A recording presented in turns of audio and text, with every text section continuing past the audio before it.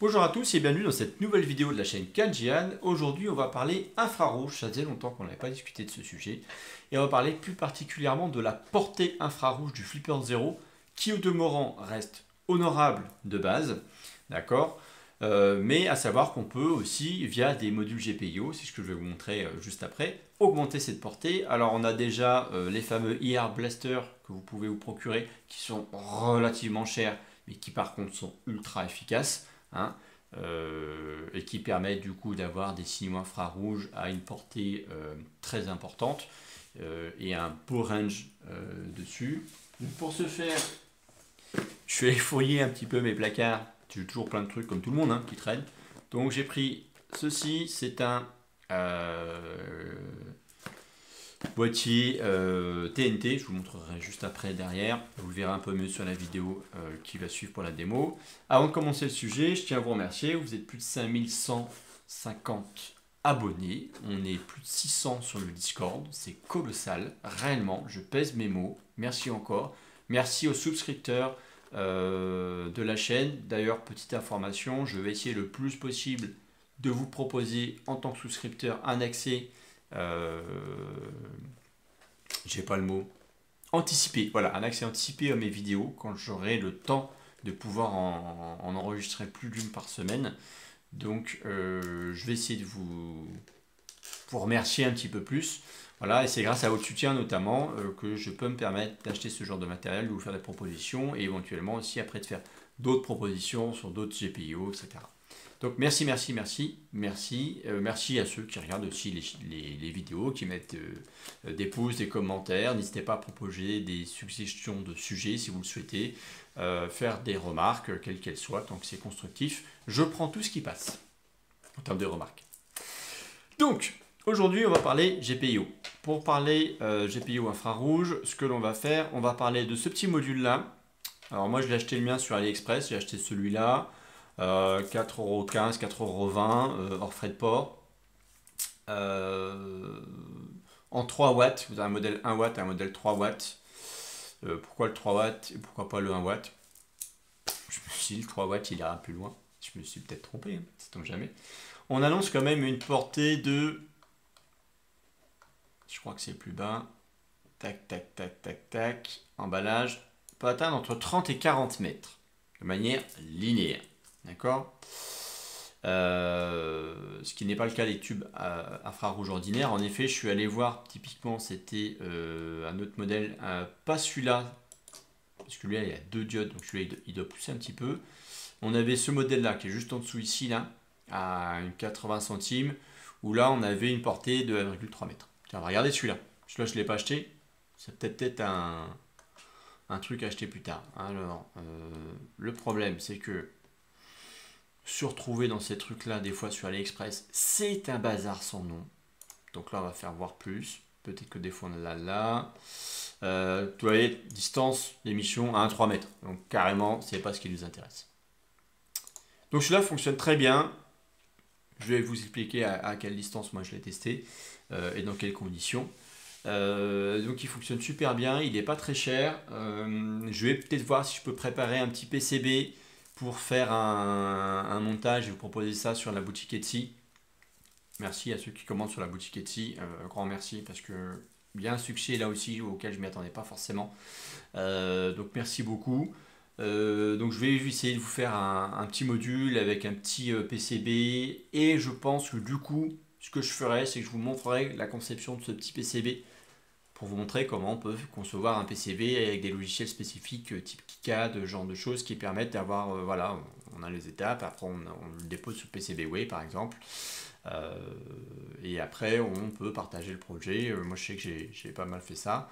D'ailleurs sur la boutique Etsy si vous le souhaitez, j'ai fait la carte que j'avais fait en PCB pour avoir le double antenne, je vous propose de vous vendre juste la carte et vous vous débrouillez après pour faire l'assemblage, ou la carte et les composants, et l'idée c'est que vous fassiez vous-même l'assemblage plutôt que d'acheter 5 cartes ou 10 cartes chez PCBWay et vous vous retrouvez avec 9 cartes, vous ne savez pas quoi en faire. Je remercie encore Forion pour l'envoi des 9 cartes black parce qu'il avait justement acheté 10 et il ne savait pas quoi faire des 9 autres, il nous avait gentiment envoyé. Du coup, j'en ai fait gagner une et les autres, je les ai mis en vente et je pense que j'en ferai gagner, tout simplement. Donc, tout ça pour dire, on va parler de ça. Le GPIO, donc infrarouge, je vous ai fait une petite fiche de raccordement pour ce module-là. Vous voyez, c'est très simple. On a le 5 volts sur la prise 5 volts du flipper 0, donc en 1. En 2, ça sera les données, hop, sur le in qui est ici, et le ground, donc pour la masse, qui ira directement sur le pin numéro 8. Donc c'est assez rare qu'on ait des modules GPIO à faible branchement comme ça. Ce que je vais faire, c'est que je vais ici vous mettre. Donc là, vous avez mon flipper 0, ici. Vous avez ici en direct, alors hop, le petit module, là il est bien net. Donc là, on a le petit module, on voit le in, le 5 volts plus et le GND. Donc, une fois n'est pas coutume, je n'ai pas suivi de code couleur réellement dedans. En plus, comme ça, je sais qu'on a des daltoniens qui nous suivent. J'espère que je n'ai pas pris des couleurs qui sont invivables pour vous. N'hésitez pas à me le dire. Donc ici, j'avais le in. Donc, c'est pour la prise numéro 2. Donc, la prise numéro 2 ici, à 7. Voilà. Alors, oui, c'est que j'ai un décalage entre mon écran de téléphone et ce que vous voyez. Donc, voilà, maintenant, le 2 à 7. Ensuite, le rouge, j'ai quand même fait les choses à peu près bien. Je l'ai mis sur 5 volts. Donc, voilà, on se retrouve avec le rouge sur le 1, le blanc sur le 2. Donc, le blanc, je rappelle, c'était le in. Et le dernier, donc la masse, sur le 8. Voilà. Donc là, on a bien ça ici. Et ici, on a notre capteur qui est au bout. Donc, comme ça, vous voyez. Donc, le 1 rouge, 2 le blanc. Je vais cacher ça, voilà. Et le bleu sur le reste. Donc ça, une fois que c'est fait, je vais brancher mon flipper 0. Tac. S'il veut bien. On va faire un Q-flipper. Avec Q-flipper, on va pouvoir aller voir. Donc, je vais cacher le flipper 0, parce qu'en fait, là, ça ne sert plus à rien. C'était juste pour vraiment vous montrer comment on le câble en direct. Donc, on va aller dans infrarouge. Voilà. Dans infrarouge, on va faire GPIO Settings. Dans GPIO Settings, on va dire que ce n'est plus signal output du flipper 0, mais un 2 à 7. D'accord. Et on va activer le 5 volts sur le flipper 0. Et à partir de ce moment-là, alors, je crois qu'il le sauvegarde. À partir de ce moment-là, on va pouvoir prendre un Save to Remote. Ici, je vais descendre sur un Remote 2. Et là, c'était donc ce petit élément-là qui est juste là. Alors, je ne vais pas vous le ressortir, vous le reformater, etc. Alors, ce qui est rigolo, c'est que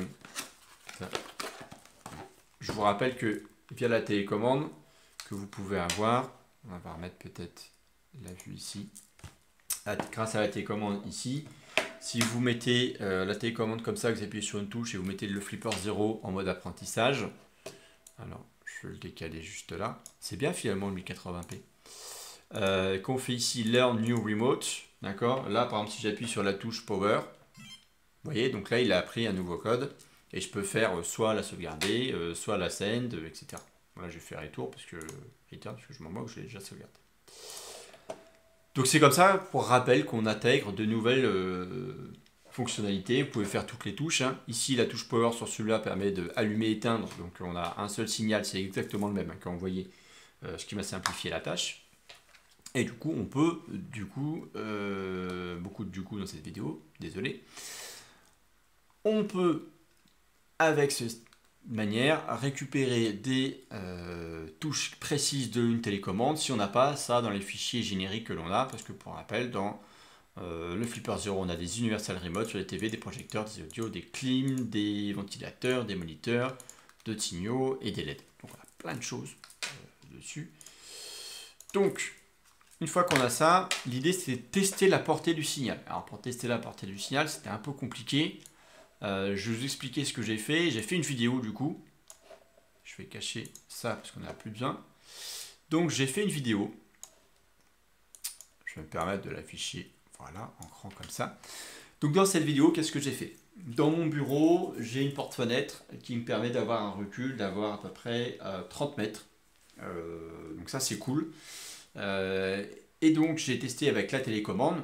Alors vous ne le verrez pas sur la vidéo que j'ai filmée, j'ai fait que le Flipper 0 pour pas que ce soit trop long. J'ai testé avec et sans le petit module que je vous ai présenté juste avant.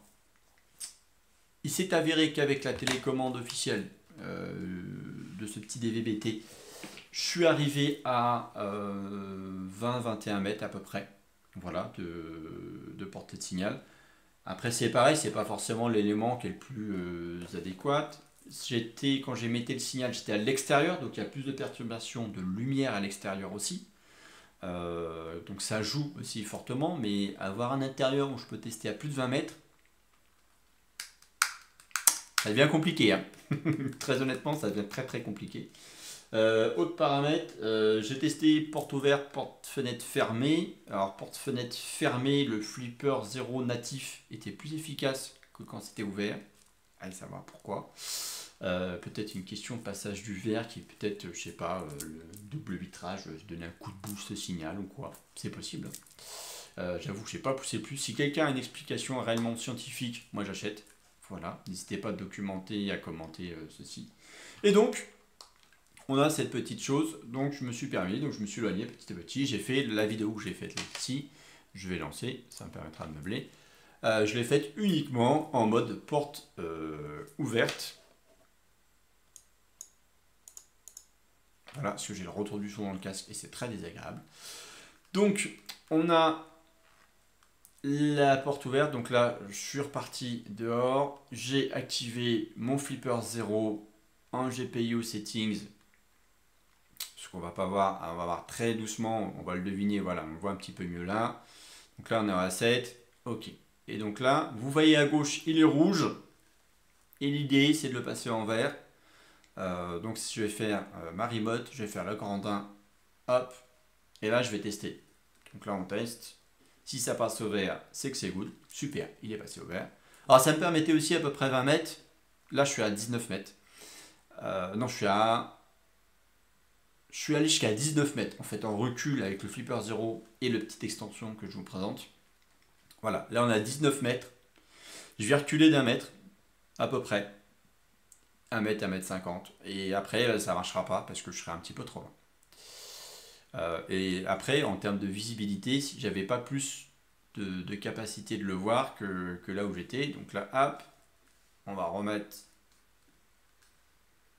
ça. Et là, ça ne fonctionne plus parce que je suis déjà trop loin en fait du récepteur. Donc je vais me ravancer pour pouvoir l'avoir et qu'on puisse avoir la portée du signal. Donc là, en plus, je n'étais pas très droit. J'étais un peu en descente par rapport au signal. Le petit module normalement annonce une portée de 120, enfin un axe de 120 degrés, donc c'est aussi intéressant. Ça permet de bien balayer. Donc là on a vraiment quelque chose qui était cool. Donc là je vais vous faire la même démonstration où je coupe tout, je remets en Flipper 0.